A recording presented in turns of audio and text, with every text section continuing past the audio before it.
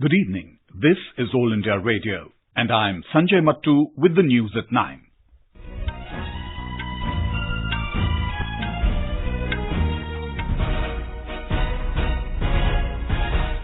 The headlines. India's second lunar expedition, Chandrayaan-2, crosses another milestone with successful separation of Lander Vikram from its orbiter. Prime Minister Narendra Modi says steps are being taken to provide drinking water to all households by 2024. India to decide further course of action in Kulbhushan Jadhav case after receiving full report from its High Commission in Islamabad on consular access. In Assam, 200 new foreigners tribunals being made operational to enable filing of appeals by those left out of NRC final list. 10-day Ganesh Utsav begins in various parts of the country. And in cricket, the West Indies face a mammoth target of 468 runs against India on day 4 of Kingston Test. India's ambitious second lunar expedition, Chandrayaan-2, crossed yet another significant milestone this afternoon with the successful separation of the Lander Vikram from its orbiter. In a swift action, the scientists of the National Space Agency ISRO carried out the surgical action at 1:15 p.m. and detached the lander from its mother craft, the orbiter. The operation got over in just a few milliseconds by cutting the umbilical cord of the lander with the mother craft. An ISRO release says all the systems of both the orbiter and the lander of Chandrayaan-2 remain healthy. With the successful separation today, the focus has now shifted to the navigating the lander module to the lunar south pole. The separated module consists of the Lander Vikram and the rover Pragyan, which are in an integrated form. The ISRO has planned 2 deorbit maneuvers, one between 8:45 and 9:45 a.m. tomorrow, and the other in the evening of the next day. Deorbiting is aimed at nudging the lander directly towards the lunar surface so that it can have a gentle touchdown near its south pole on September 7. More from our correspondent. The Lander Vikram carrying the rover is now embarking on a journey to its final destination on the moon, with the mother craft orbiter watching it from above a little more than 100 kilometers. The lander is set to have its date with the lunar south pole on September 7 under the watchful eyes of the ISRO. 2 short-duration deorbit missions and a powered descent are to be made in the intervening period by the National Space Agency, so that the lander could reach its permanent residence on the colder part of the moon and unravel its mysteries. Jai Singh, AER News, Chennai. Prime Minister Narendra Modi today inaugurated the Garvi Gujarat Bhavan in New Delhi. Later addressing a gathering, the Prime Minister listed out a series of measures taken by the Gujarat government for the development of the state. He said Gujarat is doing well in terms of water harvesting. He expressed confidence that every household will get drinking water by 2024. जो सौनी योजना हो या फिर सुजलाम सुफलाम योजना, इन दोनों योजनाओं ने जो गति पकड़ी है, उससे आज गुजरात के लाखों परिवारों को सुविधा मिल रही है। गुजरात में पानी की उपलब्धता सुनिश्चित हो पा रही है और मुझे खुशी है कि जल संचयन हो या गांव-गांव जल पहुंचाने का अभियान, गुजरात ने इसमें अपनी एक महारत हासिल की है। ये जन भागीदारी से हुआ है और ऐसे ही प्रयासों से हम 2024 तक हर घर जल पहुंचाने में, पूरे देश की बात मैं कर रहा हूं, हम सफल होंगे। The Prime Minister also talked about the preservation and promotion of the cultures and traditions of different states. He said the culture, social and economic strength of different states of India makes the country stronger. Mr. Modi said every state bhavan in the national capital should be a centre to promote the culture and tradition of that state as well as trade and investment. The Prime Minister also made appeal to the people not to use single-use plastic. India has said that it will decide on the further course of action in the Kulbhushan Jadhav case after receiving a full report from its High Commission in Islamabad on consular access. Officials from the High Commission of India in Islamabad met Kulbhushan Jadhav today. The External Affairs Ministry said that after receiving a detailed report, the extent of conformity to the International Court of Justice or ICJ directives will be determined. In response to queries from the media on consular access to Kulbhushan Jadhav, MEA spokesperson Ravish Kumar said The meeting was held in the light of the unanimous judgment of the ICJ delivered on the 17th of July 2019, which found Pakistan in egregious violation of the Vienna Convention on Consular Relations 1963 on many counts, and ordered Pakistan to provide Indian consular officers access to Sri Jadhav. He further stated that while the NEA awaits a comprehensive report, it was clear that Jadhav appeared to be under extreme pressure to parrot a false narrative to bolster Pakistan's untenable claims. Today's consular access is a part of the binding obligations of Pakistan as ordered by the ICJ to ensure effective review and reconsideration of the conviction and sentence awarded to Jadhav through a farcical process, he added. The spokesperson said External Affairs Minister S. Jaishankar has spoken to Kulbhushan Jadhav's mother and briefed her about today's developments. In Jammu and Kashmir, the government today said life is returning to normal in the Kashmir Valley with 91% police station areas without any daytime restrictions. Communication facilities have been augmented in several areas. Addressing a press conference in Srinagar, the government spokesman Rohit Kansal said that 29 more telephone exchanges were made functional, adding that 26,000 landlines are functional in Kashmir. He said Jammu and Ladakh have full mobile phone connectivity. Chief of Air Staff Air Chief Marshal B.S. Dhanoa flew a MiG-21 trainer with Wing Commander Abhinandan Vartaman at the Air Force Station in Pathankot today. Abhinandan had piloted a MiG-21 Bison during the airstrike at a terror camp in Pakistan's Balakot in February. The Air Chief and the Wing Commander took off around 11:30 a.m. for a 30-minute sortie. This was the last sortie flown by the Air Chief in a fighter aircraft before his retirement. After the sortie, Air Chief Dhanoa said it was an honor for him to fly with Abhinandan.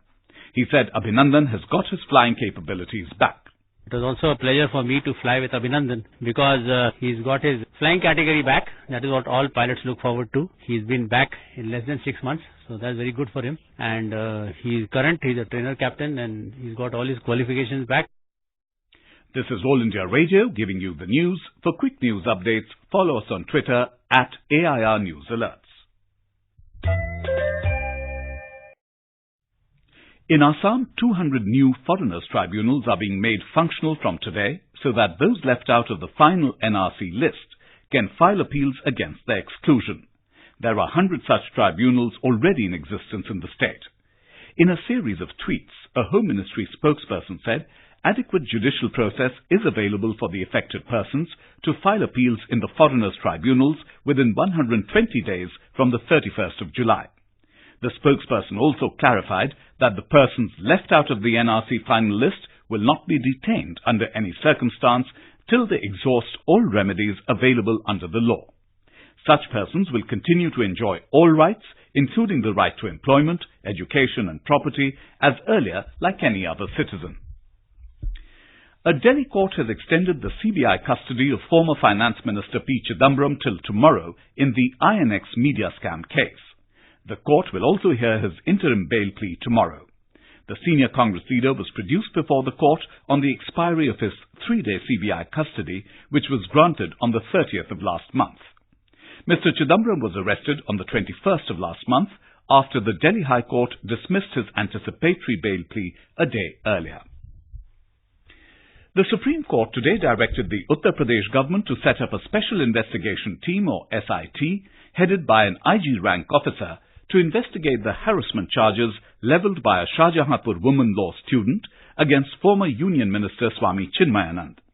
It also ordered the SIT to look into the 2 cross FIRs filed in the case, one by the woman's father and another by the institution where she was studying. The Apex Court asked the Chief Justice of the Allahabad High Court to constitute a special bench to monitor the investigation in the 2 FIRs. The matter has been listed for further hearing on Thursday. The 10-day Ganesh Utsav began in various parts of the country today with special pujas and visits to Ganesh temples by the people in large numbers. In Maharashtra on the first day, devotees welcomed clay idols of Lord Ganesh to their homes and at public pandals. More from our Mumbai correspondent.